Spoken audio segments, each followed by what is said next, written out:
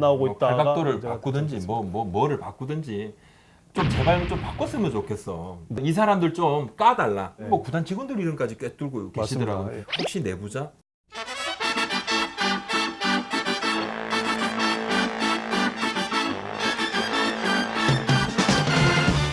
안녕하세요. 스포조선 크보 핵인사입니다. 스포조선 야구부장 박조입니다. 안녕하십니까? 네, 안녕하십니까. 스포츠선 야구 담당 박상경 기자입니다. 오늘 롯데자이언츠 이야기 좀 해보려고 합니다. 롯데가 22일 광주에서 연장 10회 끝내기 패배를 당하면서 자 이제 꼴찌가 됐는데 그렇죠. 그죠? 네. 예, 꼴찌까지 내려왔습니다. 왜 롯데는 야구를 이렇게 못하는가? 1992년이었죠. 강병철 감독 계실 때 그렇죠. 그때 이제 우승을 하고 염종석 당시 이제 신인왕을 했었지 않습니까? 염종석. 네.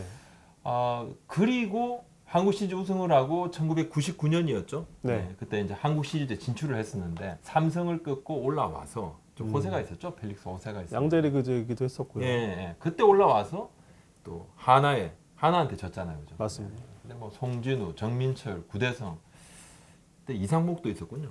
이상목 선수 그죠? 장종훈 선수도 있었고. 예. 그 네. 이상목 선수 잘해서 롯데로 또 FA 계약을 해서 그렇죠. 롯데로 왔었지 않습니까? 맞습니다. 예. 오자마자 바로 또 활약을 전혀 못하는 그런 상황이었는데 바로 뭐 한 1년 정도 잠깐 활약하다가 그냥 또 사라졌었는데 왜 이렇게 롯데가 안 되는 겁니까?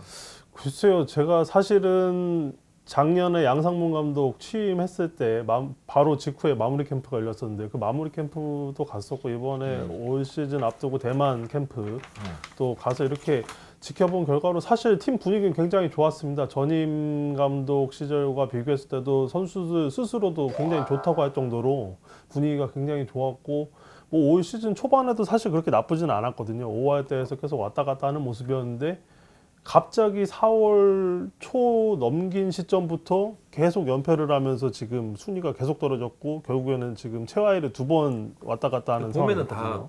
보면은 다 분위기가 좋지 않나요? 스프링 캠프 때 그래서 오죽하면 네. 봄대라는 이야기도 있잖아요. 봄대. 맞습니다. 예. 근데 봄대인데 지금 봄인데 왜 이렇게 힘듭니까? 롯데가 이 봄대마저도 안 되나? 글쎄요, 뭐 여러 가지 원인들이 네. 있을 것 같은데 일단 가장 우려했던 투수 문제가 좀 아무래도 풀리지 않았지 않나 이런 생각이 좀 많이 들고요. 이거 외국인을 왜 이렇게 네. 못 뽑습니까?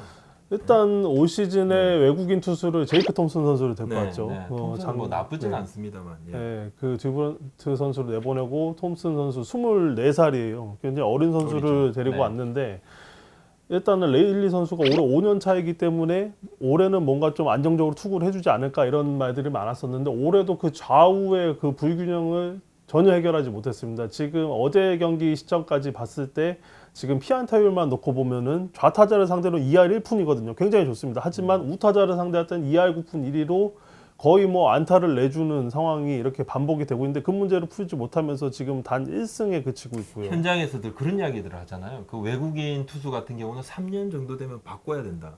물론 뭐 니퍼트나 린드블럼 같이 아주 좋은 투수들은 뭐 또 롱런을 하는 거죠. 롱런을 하는데 일반적으로 보면 3년 정도 되면 이게 롱런을 할 투수와 좀 바꿔야 될 투수가 나온단 말이에요. 그렇죠. 그러니까 이상하게 좀 한국 생활의 매너리즘에도 좀 빠지는 부분도 있을 것이고 나이가 들면서 좀 구위도 조금 떨어질 것이고 또 하나는 상대의 분석이 조금 더 완벽해질 것이고 제가 이제 22일 날, 그러니까 21일이었죠. 21일 날, 22일 날 양상문 감독을 이제 2번 뵀었는데 양상문 감독이 진단을 하시기에 이 레일리 선수는 좀 구위가 좋았을 때보다는 좀 많이 떨어진다. 특히 좀 구속이 좀 많이 다운됐잖아요. 맞습니다. 그죠? 예. 네. 40한 뭐 4, 5, 6, 7 정도까지는 갔었잖아요. 그렇죠. 근데 지금 뭐 41, 2, 그죠? 30대 후반도 나오고 그게 뭐 체인지업이 아니고 직구잖아요. 지금. 그렇죠. 예. 변화구가 아니거든요. 근데 사실은 작년에 그런 구위 문제 같은 경우에는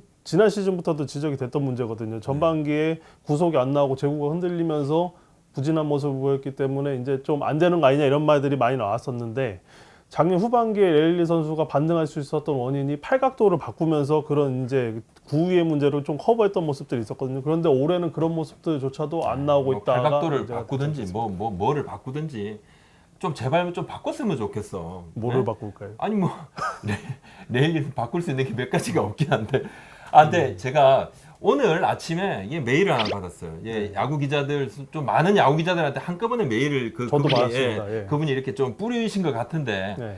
도대체 롯데 프런트들 각성하라 그죠? 예, 또 뭐 선수들도 물론 뭐 각성해야 되겠지만 롯데 프런트 뭐 단장님부터 해서 뭐 쭉 이렇게 몇몇 이름을 거론하면서 이 사람들 좀 까달라. 아, 저는 깜짝 놀라서 구단 직원들 이름도 거론해요. 네, 까달라. 네. 이거 뭐 구단 직원들 이름까지 꿰뚫고 계시더라고요. 맞습니다. 굉장히 뭐 팬이신 것 같은.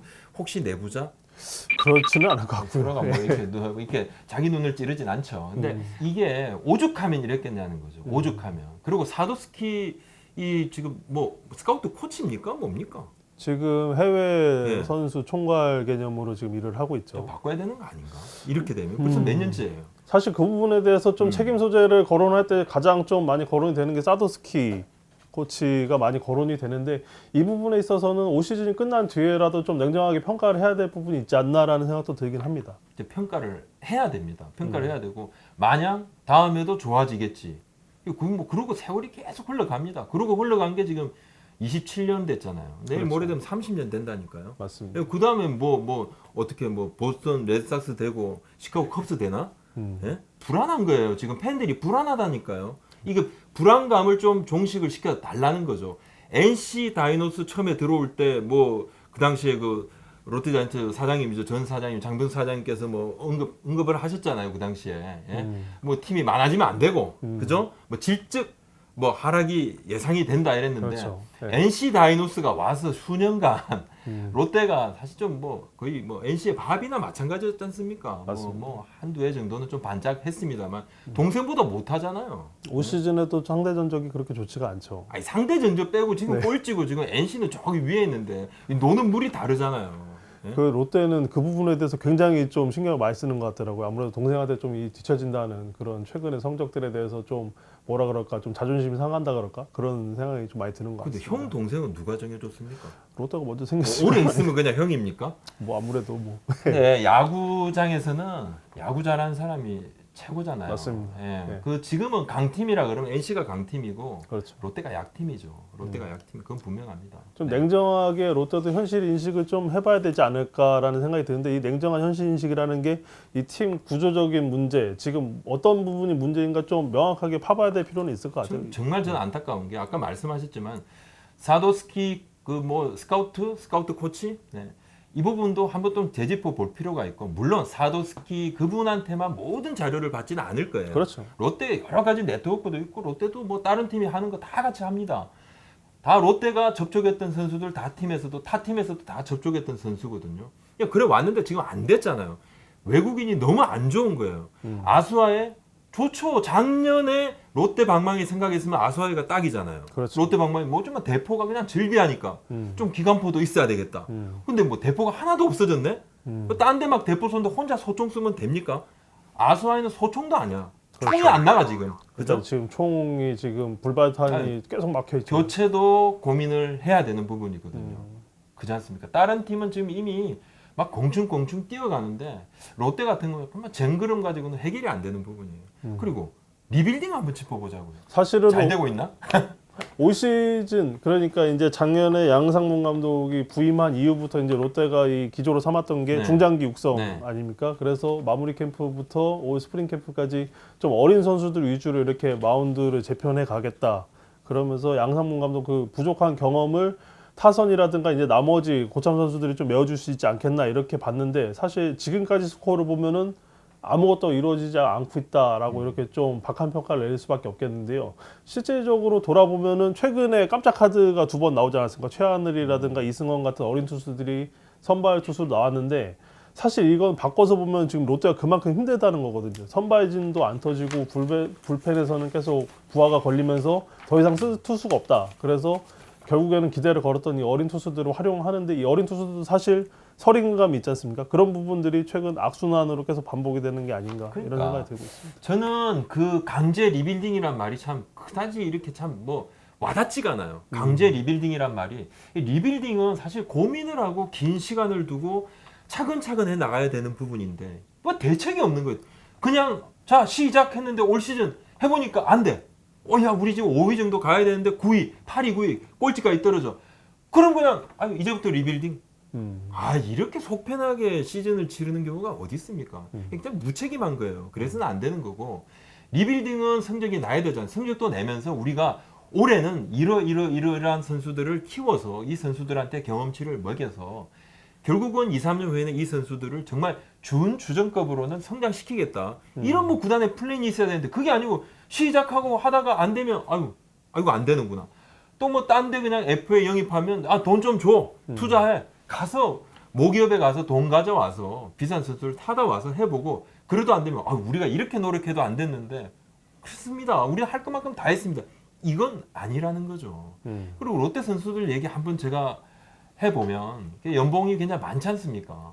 그렇죠. 예, 네. 뭐 고액 연봉이고 사실 뭐 이대호 선수나 손아섭 선수 그리고 민병헌 선수 뭐 이 정도 빼면 뭐 연봉이 전체적으로 많이 다운 되겠죠. 그렇죠. 다운 되겠지만 네. 나머지 선수들도 그렇게 연봉이 낮은 건 아니거든요. 이거 고민해야 됩니다. 1위 연봉 1위라는 타이틀이 의미하는 부분이 분명히 있겠죠.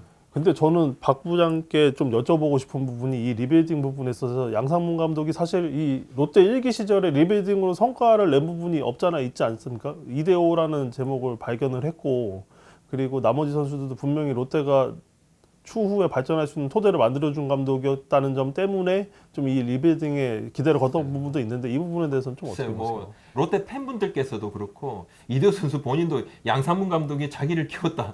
또 팬들도 양상문 감독이 이대호 선수를 키웠다 이렇게 생각을 좀 안 할 것 같은데 그렇습니다. 이게 뭐 성과라는 부분이 성적이 나야지 또 성적이 나야지 리빌딩도 힘을 얻는 건데 양상문 감독이 올해도 아직 마음을 그러니까 시즌을 접지는 않았더라고요. 접을 수도 없죠, 사실. 지금 시점에서 뭐 접는다는 게 네. 뭐 있을 수도 없는 이야기고, 뭐 5위하고의 또 경기 수를 바라보고 또 전력 질주를 해야 되는 부분인데 양상문 감독은 좀 아수아의 선수에 대한 교체를 생각을 좀 하고 있더라고요.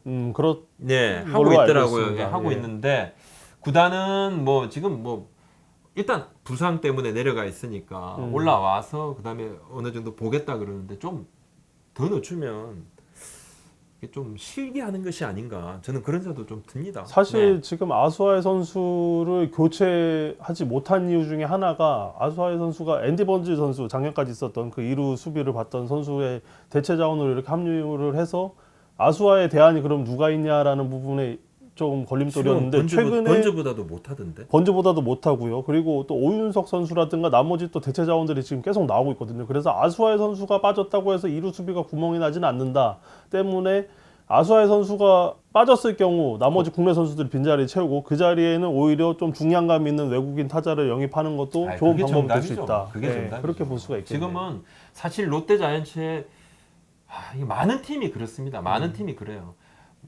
많은 팀들이 뭐 교타자를 데려온다, 그다음에 뭐 수비에 뭐 강화를 도모한다 이랬는데 외국인 타자는 기본적으로 뭔가를 좀 해결해주는 능력이 좀 필요해요. 그렇죠.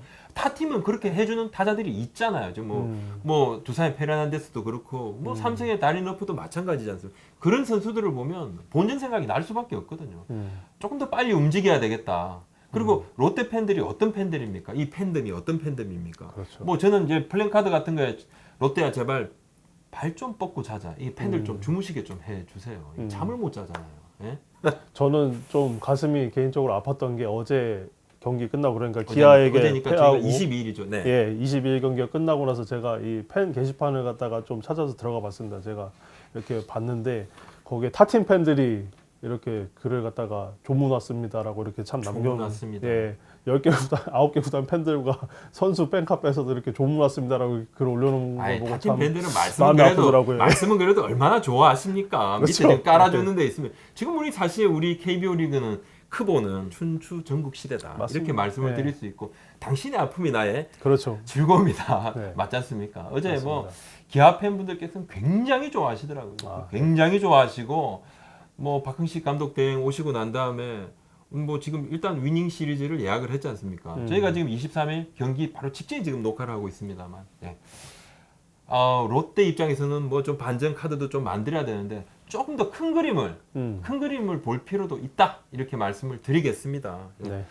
오늘 뭐 말씀 여기까지 한번 올려드리겠습니다. 감사합니다. 감사합니다.